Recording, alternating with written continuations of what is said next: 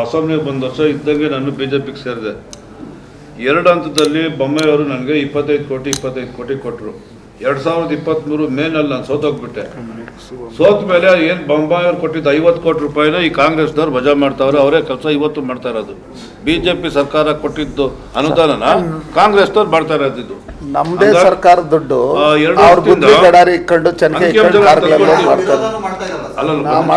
ಇದು ವಿರೋಧ ಈ 50 ಕೋಟಿ ರೂಪಾಯಿನಲ್ಲಿ ಕೊತ್ತೂರು ಮಂಜುನಾಥ್ ಅವರು ಅನುದಾನನೇ ಬಂದಿಲ್ಲ, ಬಿಜೆಪಿ ಆಡಳಿತದಲ್ಲಿ ಅನುದಾನ ಬಂದಿಲ್ಲ ಅನ್ನೋ ಪ್ರಶ್ನೆ ನಾನು ಉತ್ತರ ಕೊಡ್ತಾ ಇದ್ದೀನಿ. ಹೆಚ್ಚಾಗಿ ಅವಾಗ ಇಲ್ಲಿ ಶಾಸಕರು ಇದ್ದಿದ್ದು ಗ್ರಾಂಟ್ ಕೂಡ ನಾನು ತಗೊಂಡ್ಬಂದ್ಬಿಟ್ಟೆ.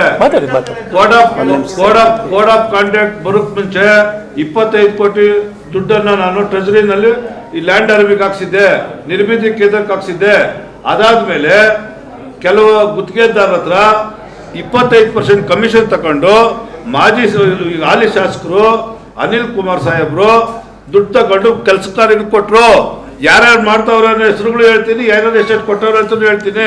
ನಿನ್ನೆ ಸ್ವಲ್ಪ ಬಿಜೆಪಿ ನಾಯಕರೆಲ್ಲ ಮಾತಾಡಿದ್ದಾರೆ. ಏನಂತ ನಮ್ಮ ವರ್ತೂರ್ ಪ್ರಕಾಶ್ ಅವರು, ಅವ್ರಿಗೇನಾಗಿದೆ, ವರ್ತೂರ್ ಪ್ರಕಾಶ್ಗೆ ನ್ಯಾಯಾಲಯಗೂ ಬ್ರೈನ್ಗೂ ಕನೆಕ್ಟಿವಿಟಿ ಇಲ್ಲ. ಅವ್ರಿಗೆ ಕನೆಕ್ಟ್ ತಗೋಗ್ಬಿಟ್ಟಿದೆ ಅವ್ರಿಗೆ. ನಾವು ಅವರೇ 25 ಕೋಟಿ ತಂದಿದ್ರಂತೆ.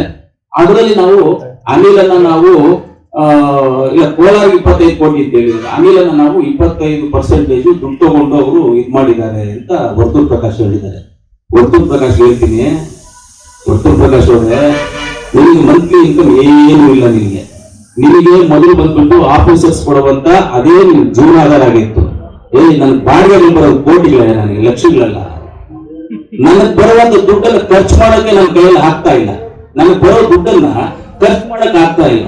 ನನ್ನ ಮಗ ಮೊನ್ನೆ ನನ್ನ ಬರ್ತ್ಡೇಗೆ ನನ್ನ ಮಗ ಬಂದು ಏನಪ್ಪ ನಿಮ್ಗೆ ಏನಾದ್ರು ಕೊಡಿಸ್ತೀನಿ ಅಂತ, ನನಗೆ ಕೊಡಿಸ್ಬಿಟ್ಟು ನೀನು ಕೊಡ್ತೀನಿ ಅಂತ 1,09,00,000 ಅವರು SY ಕಾರ್ಯ ಒಂದು ಚೆಕ್ ಕೊಟ್ಟು ಕೊಡಿಸಿದೆ. ನನ್ನ ಮಗನಿಗೆ ಚೆಕ್ ಕೊಟ್ಟು ಕೊಡಿಸಿದೆ.